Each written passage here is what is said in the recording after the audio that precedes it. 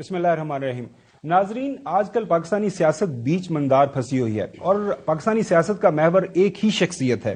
وہ شخصیت، اسی شخصیت کے نام سے تمام اخبارات کے اندر آپ کالم دیکھیں، اخبارات کے اندر سرخیاں دیکھیں، ٹیلی ویژن پروگرام دیکھیں، اسی شخصیت کے نام سے شروع ہوتے ہیں اور اسی ہی شخصیت کے نام پہ ختم ہوتے ہیں. آج ہم اسی شخصیت کے پاس موجود ہیں یہ جاننے کے لیے کہ آئندہ جو پاکستانی سیاست ہے وہ کس کربٹ بیٹھے گی، کس نہج پہ جا کے پہنچے گی، کیا کوئی سدھار آنے والا ہے. ہم موجود ہیں نن ادر دین پاکستان تحریک انصاف کے چیئرمین سابق پرائم منسٹر عمران خان صاحب. ویلکم ٹو دا شو خان صاحب. شکریہ. How you feeling? سلو ہے، آہستہ آہستہ ریکور کر رہا ہوں. اللہ نے بڑا کرم کیا، یعنی اس سے بہت برا ہو سکتا تھا. جو موجودہ حکومت ہے وہ ابھی تک یہ سوال اٹھا رہی ہے کہ جی گولیاں لگی نہیں ہیں. وہ پچھلے دنوں ویسے ڈاکٹر صاحبان نے دکھا دیا تھا، تو میں نے پچھلے دنوں میں اور چوہے صاحب کٹھے پروگرام کر رہے تھے. میں کہا یہ شہید ارشد شریف کو مر کے یہ جو ہے اپنی شہادت ثابت کرنا پڑی اور یہ ثابت کرنا پڑا کہ مجھے میری جان کو خطرہ تھا، اور آپ کو یہ اسیسینیشن اٹیمپٹ کا سامنا کر کے یہ ثابت کرنا پڑا کہ میری جان کو واقعی خطرات ہیں اور یہ لوگ میرے پیچھے پڑے ہوئے ہیں. مجھے تو پہلے پتا تھا، ایک پہلا منصوبہ بنا تھا، وہ میں نے جون کے اندر اس کے اوپر پبلک جلسوں میں بتایا کہ بند کمروں میں فیصلہ ہوا ہے کہ مجھے مارنے کا. اور میں نے پھر ایک ٹیپ بھی بنائی، میں نے باہر رکھی کہ کون سے وہ لوگ تھے جو اس میں ملوث تھے. اس کے بعد انہوں نے پلان بی پہ آ گئے. انہوں نے سوچا کہ اگر مجھے ویسے ماریں گے تو وہ ان کے پر آ جائے گا. انہوں نے پھر یہ دینی انتہا پسند سلمان تاثیر ٹائپ کا پلاننگ کی. پہلے انہوں نے ایک ویڈیو نکالی اور وہ ہمیں پتہ کہ کس نے نکالی تھی، کس ایجنسی کے ذریعے نکلی. اس میں توڑ موڑ کے بتایا گیا کہ جی عمران خان نے توہین مذہب کر دی یا پتہ نہیں توہین رسالت کر دی. اس کے بعد اس کو ایک ان کا جو ایجنسیز کے ساتھ آدمی اٹیچڈ ہے، وقار ستی ہے جو بھی اس کا نام ہے، اس نے اٹھایا. ہمیں سارا فالو کر رہے تھے ہم. پھر یہ دونوں مریم نے اور جاوید لطیف نے پریس کانفرنس کی. پی ٹی وی کے اوپر 4 دن چلا کہ عمران نے کیسے توہین کیا. یہ ساری گراؤنڈ پریپیئر کی جا رہی تھی کہ آخر میں کہیں گے جی دینی انتہا پسند نے مار دیا. اور میں نے پھر 2 جلسوں میں ساری 24 کو جلسہ تھا سپٹمبر میں رحیم یار خان اور 7 اکتوبر کو جلسہ تھا میاں والی میں. ان دونوں جلسوں میں نے بتایا کہ یہ پلان بن رہا ہے اور یہی پلان وزیر آباد میں تھا. اچھا خان صاحب، پچھلے 24 گھنٹوں کے دوران آپ نے دیکھا ملکی سیاست کے اندر جو کچھ ہو رہا ہے، ساری سیاست، سارا میڈیا، پورا پاکستان ایک سمری کے پیچھے لگا ہوا ہے.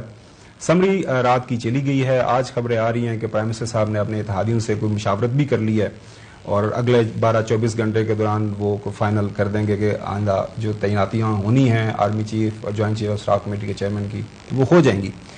آپ تسلسل کے ساتھ سوال اٹھاتے آ رہے ہیں میرٹ کا. آپ کے نزدیک میرٹ کیا ہے؟ دیکھیں، ہر ادارہ، دنیا میں ہر ادارہ اس کی کامیابی ہوتی ہے میرٹوکریسی. ملک وہ آگے بڑھتا ہے جس میں میرٹ ہوتی ہے. ایک چھوٹا سا نیوزی لینڈ جس کی کوئی 60-70 لاکھ آبادی ہے، وہ ہندوستان کو ہرا سکتا ہے جس کا 1.25 ارب لوگ ہیں، کیونکہ نیوزی لینڈ کا جو میرٹ کا سسٹم ہے وہ بہت بہتر ہے. چائنا کی جو رائز ہوئی ہے، یہ جو چائنا اتنا بڑا ایک دم ایمرج کیا 30 سالوں میں، چائنا کا جو میرٹوکریسی کا نظام ہے وہ دیکھنے والا ہے. ان کی جو کمیونسٹ پارٹی سے کیسے وہ نیچے سے میرٹ کو کرتے کرتے اوپر لے کے آتے. تو آپ اگر ایک ادارے سے میرٹ ختم کرتے ہیں، آپ ادارہ ختم کر دیتے ہیں. یہ شریف خاندان کی اور زرداری کی، ان خاندانوں کی، ان کی جو خاص چیز تھی، انہوں نے جو ملک کو ڈیمیج کیا، انہوں نے میرٹ ختم کر دی. اپنے خاندان کے لوگوں کو سارا اپنا ٹبر اوپر بٹھا دیا کہ کوئی میرٹ نہیں ہے. بچے تیار کر دیے، کوئی میرٹ نہیں ہے. جو ان کی پارٹی میں لوگ تھے جن کی صلاحیتیں تھیں، ان کو نہیں لیا اپنے فیملی ممبرز. ان کی پارٹیز بھی سکڑ گئی. آج چھوٹی چھوٹی پارٹیز رہ گئی ہیں اور اس لیے صاحب اب اکٹھے ہو کے سارے ملے ہوئے میرے خلاف، کیونکہ ان کی پارٹیز میں اب دم ہی نہیں ہے لڑنے کا. دوسری طرف ادارے جو انہوں نے کیے، اداروں کے اوپر اب نیب پہ کون سا آدمی لے کے آئے جو ان کے کرپشن کیسز ختم کر رہا ہے؟ ایف آئی اے میں کون لے کے آئے جو یہ شہباز شریف کے کرپشن کیسز ختم کر رہا ہے؟ تو جب آپ اپنے آپ کو بچانے کے لیے وہ لوگوں کو اوپر لے کے آتے ہیں جو آپ کے لیے سہولت بنے، سارا سسٹم ادارے تباہ کر دیتے ہیں. تو یہ جو ہو رہا ہے، میسج پوائنٹ کیا یہ جو ہو رہا ہے نا، یہ آپ کو اب اس کی ایک ادارہ بچا ہوا ہے، فوج. بڑی کوشش کی نواز شریف اپنے آرمی چیف چوز کرتا تھا, وہ آرمی چیف کیونکہ فوج کا ادارہ انٹیکٹ ہے, وہ اپنے ادارے سے ایک لمٹ تک اگر وہ نواز شریف کے ساتھ چلے بھی, وہ اس سے آگے جا نہیں سکتا کیونکہ ادارہ انٹیکٹ ہے. اب یہ جو کر رہے ہیں, اس کا سب سے بڑا نقصان کیا ہے؟ جو بھی نواز شریف اتنی دیر کے اڑ کے اپنا آدمی لے کے آئے گا, جس کو بھی وہ چوز کرے گا, وہ پہلے دن سے کنٹروورشل ہو جائے گا, کیونکہ وہ اس کا آدمی ہو جائے گا نواز شریف کا. وہ اور بات ہے کہ وہ جس طرح ماضی میں جو فوج کا جب آرمی چیف آتا ہے تو وہ پھر ایک انسٹیٹیوشن کی جو اس سے باہر نہیں نکلتا, یعنی اس کے لیے بڑا مشکل ہوگا فیور کسی کو کرنا, لیکن اس کی پوری کوشش ہے کہ اپنا آدمی لے کے آئے. خان صاحب, ٹاپ جو 6 سینئر موسٹ جنرلز ہیں ان کے نام چلے گئے, ان میں سے 2 کو اپوائنٹ کر دیا جائے گا, تو خدشہ کیا ہے آپ کو؟ مجھے صرف خدشہ یہ ہے, پہلے تو میں آن پرنسپل کہ ایک آدمی جو مفرور, جو اس ملک سے کرپشن میں پہلے نہیں, بڑے کرپشن کے کیسز ہیں, عدالت اس کو سزا دیتی ہے, جے آئی ٹی بیٹھتی ہے, سپریم کورٹ 5 یعنی اتنی دیر کے بعد سزا ملتی ہے, جھوٹ بول کے ملک سے باہر چلا جاتا ہے. میری سب سے بڑا ایشو یہ ہے کہ کیا یہ کوالیفائڈ ہے ملک کا یہ سب سے نیشنل سیکیورٹی کا امپورٹنٹ ادارہ اس کے ہیڈ کو اپوائنٹ کرنے کے لیے؟ کہیں دنیا میں یہ ہو سکتا ہے؟ نہیں ہو سکتا. یہ ملک کی جب آپ اخلاقیات تباہ کر دیں, اصل میں ملک تباہی ہوتا ہے جب آپ اس کی مورالٹی تباہ کر دیں. یہ ریفلیکٹ کرتا ہے کہ وہ آدمی باہر بیٹھ کے فیصلے کر رہا ہے, میرا سب سے پہلے. سیکنڈلی, جو وہ فیصلہ کرے گا وہ پاکستان کی بہتری میں نہیں کرے گا. انہوں نے آج تک کوئی بھی اپوائنٹمنٹ پاکستان کی بہتری کے نہیں کی. جب پنجاب پولیس کے اوپر ایک لاہور ہائی کورٹ نے 93 کے اندر 1993 میں جب انہوں نے پوچھا کہ یہ کیوں کرپٹ ہے, تو آئی جی عباس خان نے لاہور ہائی کورٹ کو کہا کہ انہوں نے پیسے لے کے پولیس والوں کو بھرتی کیا, اور پھر کہا کہ مجرموں کو بھرتی کیا پولیس کے اندر. یہ 93 کی رپورٹ ہے. تو وہ لوگوں کی بہتری کے لیے نہیں کیا, یہ اپنے مفادات دیکھتے ہیں. اور میں اس لیے اس کا جو موٹیو ہے, جو اس کی نیت ہے, میں اس کے اوپر شک کر رہا ہوں کہ اس نے اس لیے نہیں کرنا کہ آرمی چیف بنانا ہے جو کہ پاکستان کی یا ادارے کی بہتری کرے. وہ اپنی ذات کے اوپر سوچ رہا ہے کہ وہ کیسے عمران خان کو کونے سے لگائے گا, کیسے وہ اس کو ڈسکوالیفائی کروائے گا, کیسے اس کی یعنی جو ہمارے سے ہوا ہے اس دور میں 6 مہینے میں, ہمیں تو انہوں نے اس طرح رکھا ہے جس طرح کوئی بیرون ملک دشمن ہے. تو یہ ایکسپیکٹ یہ کر رہا ہے کہ میں اپنا آدمی لے کے آؤں گا جو کہ پورا عمران خان کو اور یہ پی ٹی آئی کو کیسے ختم کرے گا.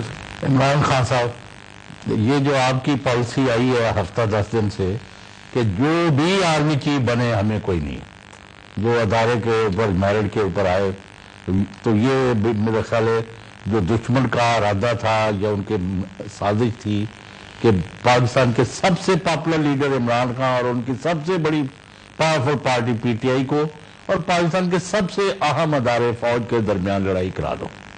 تو وہ اپنی آپ نے حکمت عملی سے جس طرح بھی ان کے ساری سازشوں کو ناکام بنایا, اور آج جہاں آپ کھڑے you are equidistant, no matter what, رائے تو پرائیویٹلی کوئی بھی رکھ سکتا ہے. اب اس وقت جب ہم بات کر رہے ہیں فوج اور پی ٹی آئی ایک یعنی پاکستان کے لیے ایک ہی جگہ پر کھڑے ہیں یا بھی کوئی ڈفرینس ہے؟ دیکھیں غلام حسین صاحب, ایک چیز یاد رکھنا کہ فوج کا ڈسپلن ایسا ہے اور اس لیے وہ ادارہ بچا ہوا ہے. باقی ادارے تو ان دونوں خاندانوں نے ختم کر دیے, اور مارشل لا بھی آتا ہے تو وہ ادارے کمزور کر دیتا ہے کیونکہ وہ قانون کے اوپر آ جاتا ہے. تو جب رول آف لا نہیں ہوتا تو سب سے ریفلیکٹ وہ کرتا ہے کہ ادارے تباہ ہو جاتے ہیں. ہر ادارہ آئین نے اس کو رائٹ دیا ہوتا ہے کہ اس کے بیچ میں آپ فنکشن کریں. جب وہ ادارے اپنے رائٹ بھی نہیں استعمال کر سکتا اور دوسرا ادارہ اپنے باہر نکل جاتا ہے اپنے جو اس کو آئین نے اس کو دیے ہوئی حیثیت, تو وہ ملک میں پھر رول آف لا ختم ہو جاتا ہے اور وہ سب سے بڑی تباہی ہوتی ہے. تو میں نے تو یہ کہا تھا کہ میرا کیا کنسرن ہے کون آرمی چیف بنے, جو میرٹ پہ بیسٹ ہے اس کو بنا دو. میں نے کون سے اپنے کوئی کرپشن کیسز ختم کرنے ہیں, یا میں نے کوئی الیکشن جیتنے کے لیے ان کی مدد چاہیے, مجھے کس چیز کی مدد چاہیے. تو اور یہ نہیں بات غلام حسین صاحب, میں وہ کرکٹ کی 200 سالہ تاریخ میں وہ کیپٹن ہوں جو نیوٹرل امپائر لے کے آیا تھا. عموماً ہوتا تھا اب اپنے اپنے امپائر ہوتے تھے. تو مجھے یاد ہے ہماری ٹیم بھی بڑی گھبرا گئی, ایک آؤٹ ہو گیا جو منیا نہیں تو دوبارہ آ جا. وہ تو نہیں، میں اور کہہ رہا ہوں، میں یہ کہہ رہا ہوں کہ میں سمجھتا ہوں کہ ملک جب تک، کیونکہ میں نے تو جی اپنی زندگی کے 20 سال ایک وہ ملک دیکھا ہوا ہے اندر سے، برطانیہ کو، وہ میں نے دیکھا وہ کامیاب کیوں ہے. وہ قانون ہے، وہ انصاف ہے، وہ انسٹیٹیوشنز مضبوط ہیں، وہ آدمی کمزور ہے. میں نے آج تک نہیں سنا کہ برطانیہ کا آرمی چیف چینج ہوا ہو تو اس کی اتنی سی بھی خبر نکلی ہو. یہاں تو سارا ملک اب چھوڑے یا 7-8 بلکہ 1 سال سے ڈبیٹ ہی ایک یہ چل رہی ہے کہ جو آرمی چیف کون بنے گا. مجھے وہ کہتے ہیں کہ جی میں وہ جنرل فیض کو پش کر رہا تھا اور یہ عمران خان اپنا، یہ اپوزیشن والے کہتے ہیں. میں آپ کو اوپر والے کو گواہ بنا کے یہ کہتا ہوں، میں نے کبھی سوچا ہی نہیں تھا کہ کون آرمی چیف بنے گا. پچھلی اکتوبر یا سپٹمبر جب سے بھی یہ ڈرامہ شروع ہوا، میں نے تو سوچا بھی نہیں تھا. میرے تو ذہن، کیونکہ وہ اتنی دور تھا ابھی آرمی چیف کی سلیکشن، میرے تو ہر روز اتنے زیادہ مسئلے مسائل تھے، میں تو ان کا سوچ رہا تھا. اور میں تب بھی یہ سمجھتا تھا کہ جو بیسٹ ہوگا ادارے کو وہ وہی مضبوط کرے گا. خان صاحب، یہ ایک چیز تو بیونڈ ڈاؤٹ آپ اسٹیبلش کر گئے ہیں کہ پاکستان تحریک انصاف لیڈ بائی عمران خان ان سے زیادہ پاپولر اور ان سے زیادہ پاور اور ان سے زیادہ پاپولیرٹی پاکستان کے اندر کسی کے پاس نہیں. یہ کامیابی is not a main success, major success ہے. لیکن اب 26 نومبر کو جو آپ پنڈی میں پوری کال دے دی آپ نے پورے ملک کو، اور انشاءاللہ آپ بھی، نو میٹر آپ کی صحت ابھی اتنی اچھی نہیں ہے لیکن آپ پھر بھی رسک لے کے جا رہے ہیں، اللہ تعالیٰ آپ کی حفاظت فرمائے، آمین. تو اب آپ یہ 26 کو یا 26 کے 26 گھنٹے بعد کیا توقع کر رہے ہیں؟ What do you want to achieve now? Ghulam Hassan صاحب دیکھیں، پاکستان ایک ڈیفائننگ مومنٹس ہے اس کے، ایک دو رائے پہ آ گیا. میرا یہ اب سے نہیں، میں بڑی دیر کا سوچ رہا تھا یہ پچھلے 7-8 مہینے سے کہ ہم جدھر پہنچ گئے ہیں نا، اگر ہم نے اپنے ملک کو اب چینج نہ کیا، یعنی مختلف طریقے سے نہ چلایا، تو یہ اب ملک آگے جا رہا ہے تیزی سے نیچے. اور میں نے ایک اس کے ساتھ سنی ابراہیم کے ساتھ انٹرویو کیا، اور میرے خیال میں یہ تھا 1 جون کو میں نے انٹرویو کیا. میں نے اسے کہا کہ ان سے یہ سنبھالا نہیں جائے گا، معیشت نہیں سنبھالی جائے گی، اور یہ ہمیں لے کے چلے جائیں گے ڈیفالٹ کی طرف، کیونکہ ان کا مقصد تو معیشت کبھی تھی. وہ کون سا سنہرا دور تھا جب انہوں نے ہماری معیشت ٹھیک کی ہے؟ مجھے بتا تو دینا. ہم نے ان کو 30 سال سے دیکھ رہے ہیں. مجھے ایک دور بتا دیں کہ انہوں نے آ کے کوئی ایسا پاکستان میں چینج کیا ہو کہ معیشت اٹھ جائے. ہماری معیشت ہندوستان سے اور پھر بنگلہ دیش سے پیچھے رہ گئی جب سے یہ دو آئے ہیں. تو یہ جب ہمیں چھوڑ کے گئے تھے 2018 میں، تو ملک کا کبھی دیوالیاں نکال کے گئے تھے. 99 میں جب یہ گیا تھا، یہ جب نواز شریف گیا تھا مشرف، تب پھر دیوالیاں نکل گیا تھا. تو مجھے یہ، میں سمجھنے کی کوشش کر رہا تھا کہ اب انہوں نے کیا، جو ان کو لایا گیا اور ہمارے اوپر مسلط کیا گیا، اب انہوں نے کیا کرنا ہے مختلف. تو میں نے تو جنرل باجوہ کو بھی کہہ دیا تھا، میں نے شوکت ترین میں بھی جا کے اس کو بتایا کہ اگر آپ نے اس وقت یہ سازش کامیاب ہونے دی، ان سے ملک نہیں معیشت نہیں سنبھلے گی. اور میں نے جب 1 جون کو یہ دیا، میں نے کہا کہ یہ ڈیفالٹ کی طرف جا رہا ہے. اور ڈیفالٹ کا مطلب کہ جب آپ کی نیشنل سیکیورٹی، ہم نے پالیسی بنائی ہے نیشنل سیکیورٹی کی، کہ اگر آپ کی اکانومی نیچے جاتی ہے تو آپ کی دوسری سیکیورٹی بھی نیچے جاتی ہے، جو سوویت یونین سے ہوا تھا.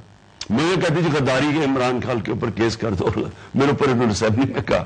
اب آپ دیکھ لیں ذرا حال، آج پاکستان جدھر کھڑا ہے. اب مجھے یہ بتائیں کہ کیا کسی کے پاس اب کوئی روڈ میپ ہے؟ کیا یہ گورنمنٹ مجھے بتا سکتی ہے کہ اب یہ کیا کرے گا مختلف؟ کیا اسحاق ڈار بتا سکتا ہے کہ آج جو پاکستان کا اندر سے بزنس سارا اعتماد اٹھ گیا؟ گیلپ میں 88% بزنس نے کہا کہ یہ غلط طرف ہے، اعتماد نہیں. باہر جو ہماری رسک ریٹنگ ہے کہ ہم ڈیفالٹ کرنے کی رسک ہے کہ ہم اپنے قرضوں کی قسطیں نہیں دے سکتے، ہم جب گئے تھے 5% تھی، آج 122% ہے.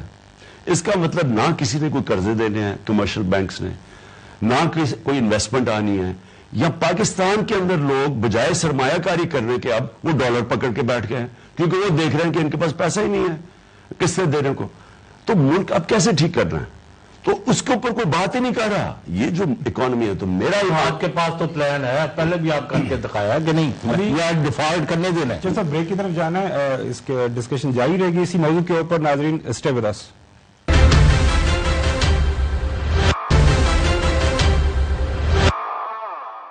Welcome back. جی خان صاحب, 26 کے بعد کا منظرنامہ چوہدری صاحب پوچھنا چاہ رہے تھے کہ کیا ایکسپیکٹ کر رہے ہیں آپ؟ دیکھیں, پہلے 26 کو انشاءاللہ میرا یہ انسٹنکٹ ہے, میرا دل کہہ رہا ہے کہ یہ پاکستان کی تاریخ کا سب سے بڑا یہ اجتماع ہوگا. اور یہ کیوں ہوگا؟ نمبر 1, پبلک اس لیے نکلے گی کہ جس طرح کا ظلم اور ناانصافی انہوں نے دیکھی ہے نا, جب سے ہماری حکومت جس طرح گرائی گئی, اس کے بعد پاکستان کے سارے چوروں کو لایا گیا, پھر وہ چوروں نے اپنے سارے 1100 ارب روپے کے کرپشن کیسز معاف کروائے, قانون ایسے بنا دیے کہ اب آپ وائٹ کالر کرائم یعنی جو طاقتور چور ہے اس کو پکڑ ہی نہیں سکتے اب, یعنی لوٹ مار کا انہوں نے راستہ کھول دیا. ہم بھیڑ بکریوں کی طرح یہ تماشا دیکھ رہے ہیں کہ ہم ملک کی تباہی کا, یعنی جس طرف نکل گیا ہے یہ جو ڈیفالٹ کی طرف جا رہا ہے, جو ملک کا حالات ہیں, ہم یہ دیکھ رہے ہیں کہ انہوں نے ملک کی معیشت تباہ کر دی. ریکارڈ پاکستان کی گروتھ ریٹ تھی ہماری, یہ معیشت بڑھ رہی تھی, اور ابھی مارچ میں دیکھ لیں اکنامک سروے آف پاکستان, اور آج وہ کھڑی ہے تباہی کی طرف. تو قوم آپ بتائے گی کہ ہم بھیڑ بکریاں نہیں ہیں, یہ جو لوگ نکلیں گے یہ وہ قوم نکلے گی, زندہ قوم نکلے گی. تو سب سے پہلے تو ناانصافی اور رول آف لا کے لیے, جب تک اس ملک کے اندر قانون کی حکمرانی نہیں ہوتی, طاقتور جو مرضی چاہے کر لے, مجھے گولی لگے اور مجھے پتہ ہے کس نے گولی ماری ہے, مجھے پتہ ہے وہ 3 شخص جنہوں نے پلان کر کے کیا ہے, میں ان کی ایف آئی آر نہیں کاٹ سکتا. ارشد شریف سے جو ہوا ہے, دھمکیاں مجھے اس نے بتایا, اور اس کی والدہ کو, گھر کو, سب کو پتا کہ کون اس کو دھمکیاں دے رہا تھا, پیچھے پڑا ہوا تھا. وہ باہر جا کے اسے شہید کر دیتے ہیں اور وہ پکڑا بھی نہیں جائے گا. ہم سب کو پتا کہ کیونکہ طاقتور جب کھڑا ہو جائے تو یہاں کوئی انصاف نہیں ہے.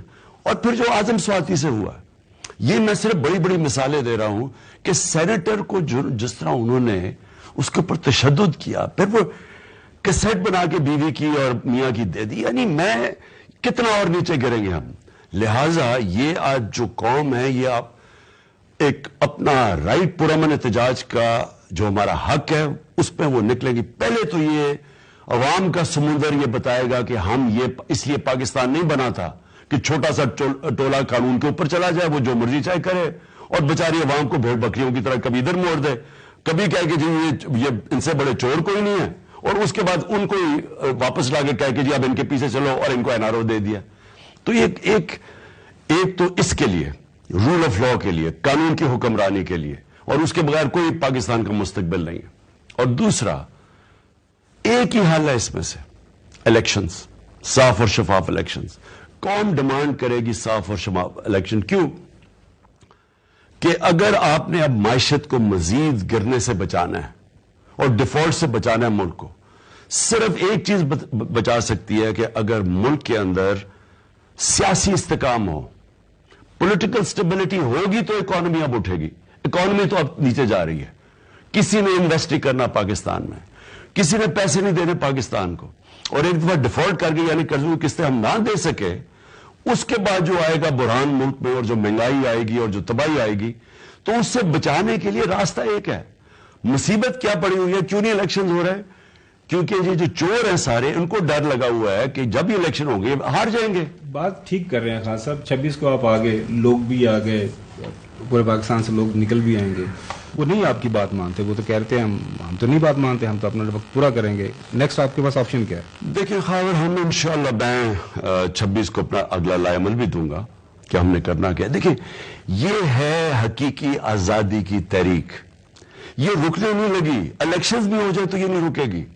ہم اس ملک میں انصاف چاہتے ہیں, رول آف لا چاہتے ہیں, جو قوم کو آزاد کرے گا, جو بھی نہیں آزاد. ابھی نیچے سے لے لیں, تھانہ کچہری پٹواری کی پالیٹکس کیا ہے, لوگوں کو انصاف نہیں ملتا. وہ جا کے پالیٹیشین کے پیچھے, ایم این اے کے پیچھے بھاگتے ہیں, جی میرے ایف آئی آر کٹ گیا مجھے بچاؤ. کوئی جا رہا ہے کہ جی مجھے پٹواری پیسے مانگ.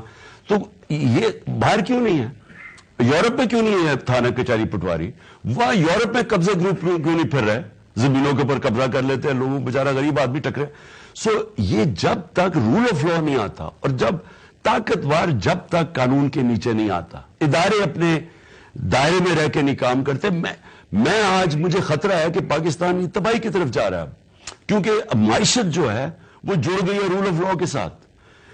جو خوشحال ملک ہیں دنیا میں ان کی ایک ایک ملک دیکھ لیں, سوئٹزرلینڈ, یورپ, 90% سے زیادہ وہ رول آف لا انڈیکس پہ ہیں. وہ سارے غریب ملک دیکھ لیں 20% سے کم, نائجیریا 7%, پاکستان 10%, ہم سارے نیچے ہیں کیونکہ انصاف نہیں ہے.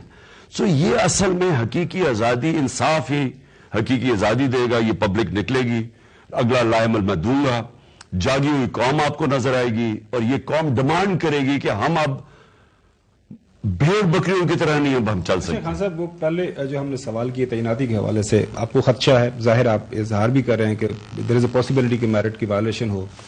اب وہ سمری جب تک پریزیڈنٹ اس کو سائن نہیں کریں گے, جو بھی اپوائنٹ ہوگا وہ تو کمانڈ نہیں لے سکتا. اب ظاہر بات ہے پریزیڈنٹ کے پاس آپشنز بھی ہیں, وہ سمری آرٹیکل 48 کے تحت وہ اس پہ کچھ عرصہ بیٹھ بھی سکتے ہیں, واپس بھی بھجوا سکتے ہیں. آپ کو کیا لگ رہا ہے یہ مسئلہ آسانی سے طے ہو جائے گا یا دوبارہ ایک دفعہ عدالتوں میں جانا پڑے گا آپ کو, باقی حکومت کو, اور یہ معاملہ اسی طرح لٹکے گا؟ دیکھیں معاملہ تو بڑا سیدھا تھا, ساری دنیا میں بڑا سیدھا ہے.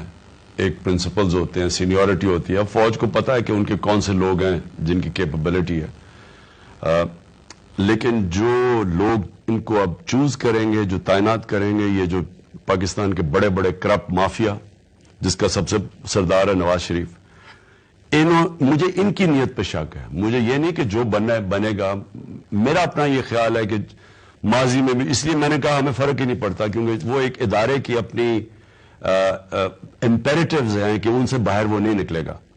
لیکن مجھے ان کے اوپر ہے شک کہ یہ اس ملک کے فائدے کے لیے یہ نہیں کر رہے, یہ اپنی ذات کے لیے کر رہے ہیں, اور جو ان کا فائدہ ہے وہ ملک کی تباہی ہے.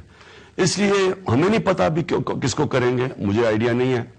اور میں ویسے یہ کہوں کہ ہم نے ڈیسائیڈ کیا ہوا ہے, عارف پریزیڈنٹ نے اور ہم نے, کہ ہم قانون کے اندر رہ کے کھیلیں گے, جو بھی کریں گے جو آئین اور قانون کے بیچ میں رہیں گے. مطلب آپ کے خیال میں یہ معاملہ سپریم کورٹ جا سکتا ہے یا اسمبلی رک بھی سکتی ہے؟ میں ابھی کہہ نہیں سکتا, لیکن ہم پھر سے میں ریپیٹ کرتا ہوں کہ ہم نے یہ فیصلہ کیا ہے کہ ہم آئین کے بیچ میں رہ کے کھیلیں گے.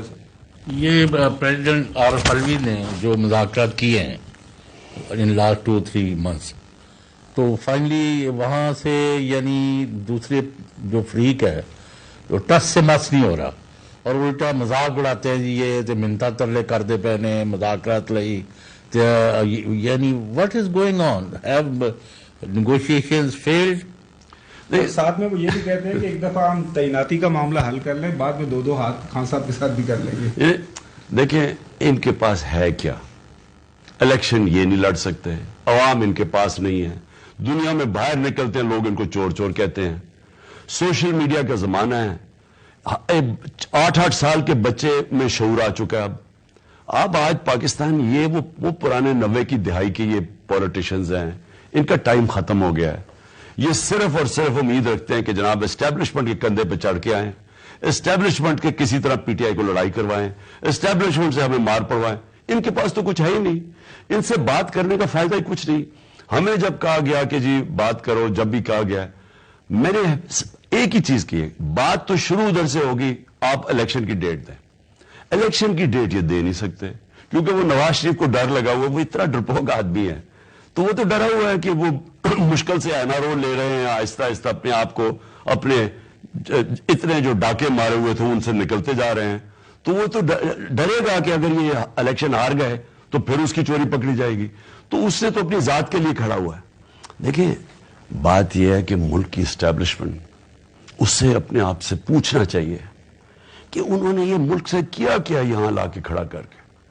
میں تو مجھے حیرت ہوتی ہے کئی دفعہ کہ جن کا ہماری طرح کے لوگوں کا جینا مرنا پاکستان میں ہے, ہم نے, ہمارے تو نہیں یہ سارا شریف خاندان کا ٹبر باہر پیسہ پڑا ہوا ہے اور ان کے گھر ہیں, محلات ہیں, یا یہ زرداری اس کی اربوں ڈالر باہر پڑے ہوئے ہیں.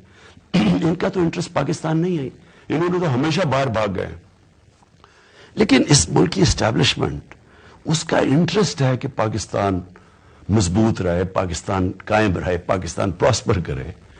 مجھے تو ابھی تک یہ نہیں سمجھ آ رہی کہ یہ کیا انہوں نے پاکستان کے ساتھ کہ ان چوروں کو اوپر لا کے بٹھا دیا، اور عوام بار بار بتا رہی ہے کہ ہم ان کے ساتھ نہیں ہیں، ریجیکٹ کر رہی ہے ان کو، اور پھر اس آدمی یہ فیصلہ کر رہا ہے آپ کے پاکستان کا آرمی چیف، اور یہ اس کے ذہن میں بار بار یہ کہہ رہا ہوں، اس کا ایک انٹرسٹ ہے کہ کسی طرح وہ عمران خان کو اور پی ٹی آئی کو وہی کہ پینٹا لگائے ان کو، وہ ظلم تو عوام کو یہ کہاں سے شکست دے سکتے ہیں؟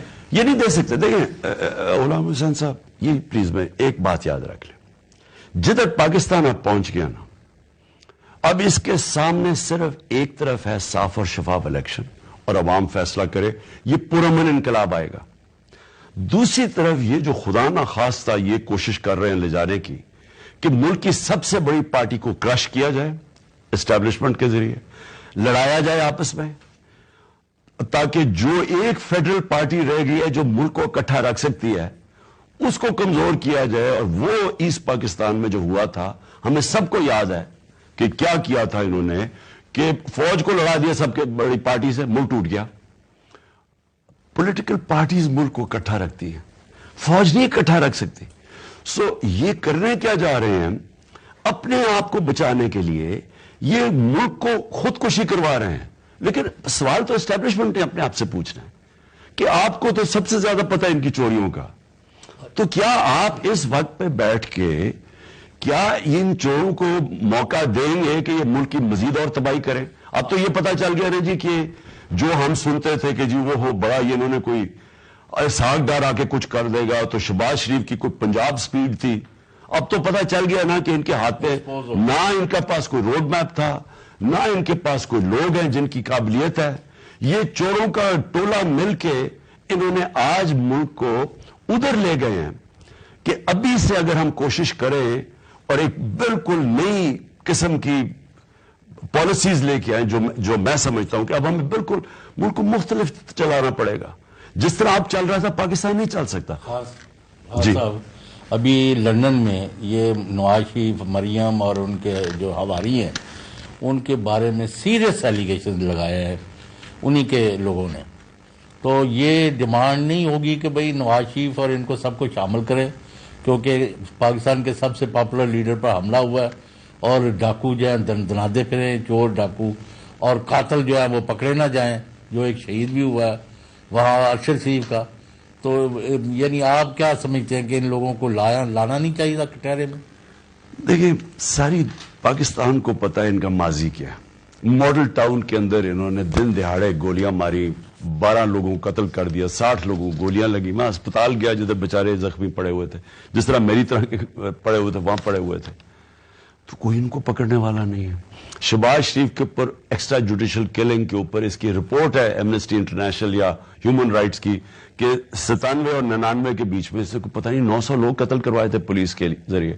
وہ عابد باکسر نے آ کے ٹی وی کے اوپر بتایا کہ مجھے کیا کہ قتل کرواتا تھا۔ رانا ثناء اللہ سارا فیصلہ باد جاتا ہے کہ یہ کس طرح کا قاتل ہے۔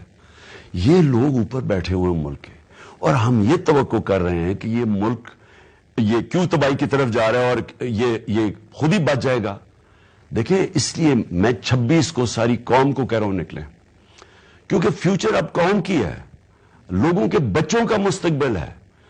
اب تو 7 مہینے میں واضح ہو جائے کہ یہ لوگ اگر مزید اور چلیں گے، اور انہوں نے ڈرے ہوئے الیکشن سے یہ چاہتے ہیں اب کھینچتے رہیں، تو ملک کو تو یہ وہاں پہنچا دیں گے۔ انہوں نے تو باہر بھاگ جانا ہے، تو لوگوں کا کیا بنے گا جو یہاں ہیں؟ آج دیکھ لیں فیکٹریاں بند ہو رہی ہیں، بے روزگاری، کسانوں سے، میرے پاس کل کسان آئے ہوئے تھے، وہ تباہ، کسان بیچارہ تباہ ہو گیا۔ نہ آپ اگر پیداوار زمین سے کر سکتے ہیں، نہ انڈسٹری، اگر آپ کی 26% تھی انڈسٹریل گروتھ ہمارے دور میں، اب وہ 0 پہ پہنچ گئی ہے۔ تو مجھے یہ بتائیں ایکسپورٹس گر رہی ہیں، ریمیٹنسز گر رہی ہیں، یعنی پاکستان کی جو آمدنی جس سے ہم نے قرضے واپس کرنے تھے وہ کم، $15 ارب سال میں کم ہوں گی ہماری ریمیٹنسز اور ایکسپورٹس، تو ہم نے قرضے کیسے واپس کرنے ہیں؟ تو اس لیے تو دنیا کہہ رہی ہے کہ یہ ڈیفالٹ کی طرف جا رہے ہیں۔ اب میں سوال یہ پوچھ رہا ہوں کہ یہ جو طاقت والے حلقے ہیں، کیا ان کو یہ نہیں نظر آ رہا؟ کیا یہ صرف عمران خان کا پاکستان ہے؟ ان کو نہیں پتا چل رہا؟ اس لیے قوم کا نکلنا ضروری ہے۔ قوم جب تک اب، اور میں نے 7 مہینے میں دیکھا ہے، پہلی دفعہ میں نے ایک زندہ جاگی ہوئی قوم دیکھی ہے۔ پہلے اس طرح کا شعور نہیں تھا.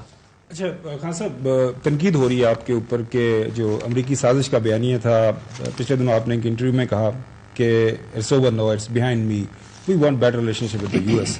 اس کے اوپر بیانیہ بنانے کی کوشش کی، یہ کی جا رہی ہے کہ آپ نے بالکل اس کے اوپر ایک یو ٹرن لے لیا جو کہ آپ کو ٹارگٹ کیا جاتا ہے. اس پہ کیا کامنٹ ہے آپ کا؟ دیکھیں، یو ٹرن کئی دفعہ بہت اچھی چیز ہوتی ہے. جن لوگوں نے ہماری حکومت گرائی تھی اور انہوں نے جب دیکھا کہ پبلک آ کے ہمارے ساتھ کھڑی ہو گئی ہے تو عقل مندی یہ تھی کہ وہ یو ٹرن لیتے. یو ٹرن نہ لینے سے آج ملک کا بھرکس نکلا. لیکن میں اپنی ذرا پہلے بتا دوں کہ میں نے ہر جگہ یہ کہا ہے، ہر انٹرنیشنل میڈیا، میں نے بڑے انٹرویوز دیے ہیں کہ وہ جو سائفر تھا ڈونلڈ ڈو اور ہمارے جو امبیسڈر اسد مجید کے بیچ میں، وہ میں نے آ کے اپنی کیبنٹ میں رکھا، نیشنل سیکورٹی کاؤنسل میں رکھا، پارلیمنٹ میں رکھا، پریزیڈنٹ نے جا کے چیف جسٹس کو بھیجا. وہ تو ہے، تو انٹرفیئرنس تو کی ہے پاکستان نے. شہباز شریف نے جب نیشنل سیکورٹی کاؤنسل بنائی انہوں نے بھی کہا مداخلت کی ہے، تو وہ تو ہو گئی. میں ان کو آگے کا کہہ رہا تھا، میں نے کہا دیکھو میری آپ نے گورنمنٹ گرائی ٹھیک ہے، لیکن میری ذات سے زیادہ میرے ملک کے مفادات ہیں. آگے کیا میں کیونکہ میری گورنمنٹ گرائی ہے میں کہوں جی امریکہ سے ہم تعلقات ختم کر دیں گے؟ ہمارے تو سب سے بڑے ایکسپورٹ ہوتی ہے امریکہ.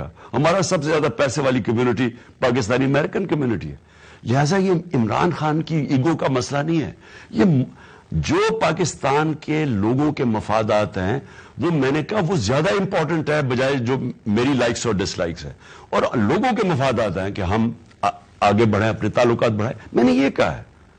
اچھا خان صاحب، ایک پرسنل سا سوال. میں نے یہ بھی کہا کہ ہم جو اب تعلقات رکھنا چاہتے ہیں، ہم دوستی رکھنا چاہتے ہیں، غلامی نہیں کرنا چاہتے. یہ میں نے بار بار کہا کہ جو پرانے تعلقات وہ ہمیں حکم کر رہے ہیں، کبھی یہ کر دو، کبھی یہ جنگ میں لڑ لو، کوئی لوگ برباد.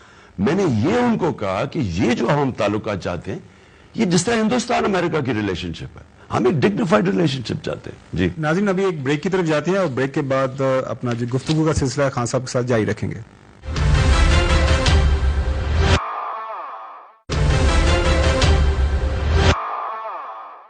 Welcome back. تو خان صاحب، جو پچھلے دنوں کچھ آپ کے ایون برٹش ہائی کمیشن کی بھی آپ سے ملاقات ہوئی تھی، اسی جو سازشی تھیوری کے حوالے سے ایک امریکنس کے ساتھ بھی آپ کو کوئی رابطہ ہوا ہے ریسنٹ ڈیز کے دوران؟ نہیں، امریکن سے تو رابطہ نہیں ہوا، لیکن ان کے میڈیا کے اوپر میں نے انٹرویوز دی ہیں. لیکن برٹش ہائی کمیشن سے ملا تھا، لیکن وہ زیادہ تھا ٹیسٹ میچ، انگلینڈ کی سیریز آ رہی ہے اور وہ گھبرائے ہوئے تھے کہ کوئی انتشار نہ ہو جائے. میں نے ان کو کہا ہماری کبھی بھی تحریک انصاف میں انتشار ہو نہیں سکتا، ہم تو فیملیز آتی ہیں. جو یہ ہمارا 26 ہوگا اس کے اندر کوئی انتشار نہیں ہوگا. از اٹ پاسبل کہ صدر صاحب کو جو یہ سمری بھیجتے ہیں تو صدر صاحب انفارملی آپ سے کنسلٹ کرے کہ یہ لیگل ہے سمری یا اس میں یہ غلط بیانی کی گئی ہے تو کیا کورس لے؟ بالکل صدر صاحب میں ان سے ان ٹچ ہوں، میرے سے ہر بات کریں گے. یہاں پرائم منسٹر ایک مفرور کے پاس چلا جاتا ہے پوچھنے کے لیے آرمی چیف کے اوپر، تو میں تو پارٹی کا ہیڈ ہوں تو وہ میرے سے تو بالکل ڈسکس کریں گے. وہ لوگوں کو یہ امید دے رہی ہے کیونکہ لوگوں کا تو خیال ہے انہیں سے لوٹی مچی ہے، کیونکہ جس طرح تسی بیان بھی دیتا ہے.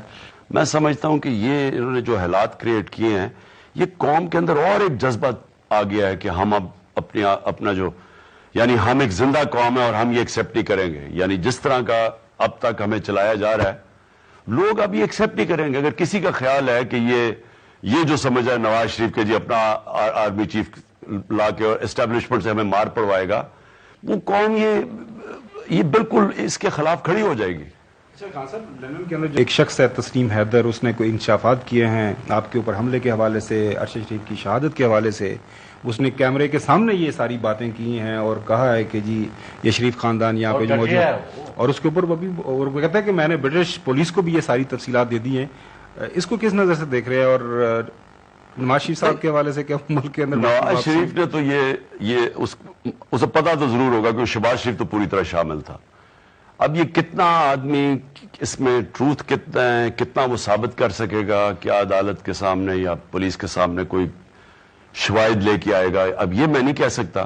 لیکن اس میں تو کوئی شک نہیں کہ شہباز شریف اگر اس کو پوری طرح اس میں ملوث تھا تو نواز شریف کو تو پتا ہوگا. ارشد شریف کی شہادت کے حوالے سے آپ اور ہمارے سی ای او سلمان اقبال صاحب کا نام لیا جا رہا ہے، جوڑا جا رہا ہے، اس حوالے سے دیکھیں، ارشد شریف کو سب کو پتا ہے، مجھے پتا ہے کون اس کو دھمکیاں دے رہا تھا. یہ جو اعظم سواتی کے پیچھے کون تھا، ارشد شریف کے پیچھے کون تھا، میرے قتل کے پیچھے کون تھا، یہ جو وہ گل سے کس نے ننگا کر کے اس کو مار پڑوائی، سوشل میڈیا کے لوگوں کو جب سے وہ آیا ہے وہ ڈرٹی ہیری، وہ سارا یہ ایک آدمی ہے ان کے پیچھے. اور یہ ہم اس کا نام لیتے تو وہ بلیپ ہو جاتا ہے، اس لیے میں اس کو ڈرٹی ہیری کہتا ہوں. تو ہم سب کو پتا یہ کس نے کیا. اور میں پھر سے کہتا ہوں کہ میں نہیں سمجھتا تھا کہ اس طرح کے لوگ ہمارے اداروں کے اندر ہوں گے، جو یعنی جس لیول پہ یہ گر کے اس نے چیزیں کی ہیں، جو اس نے جب بھی انویسٹیگیشن ہوگی یہ آدمی کے اوپر انگلی آئے گی. ہم انشاءاللہ اس کے اوپر ایک پوری ارشد شریف شہید یونیورسٹی آف جرنلزم اب قائم کریں گے انشاءاللہ. بہت شکریہ خان صاحب. ناظرین، آج پروگرام رپورٹرز کا اسپیشل ایپیسوڈ آپ نے دیکھا، ہمارے سوالات اور خان صاحب کے جوابات. اتنا ہی، دوبارہ آپ سے ملاقات ہوگی کل. خدا حافظ.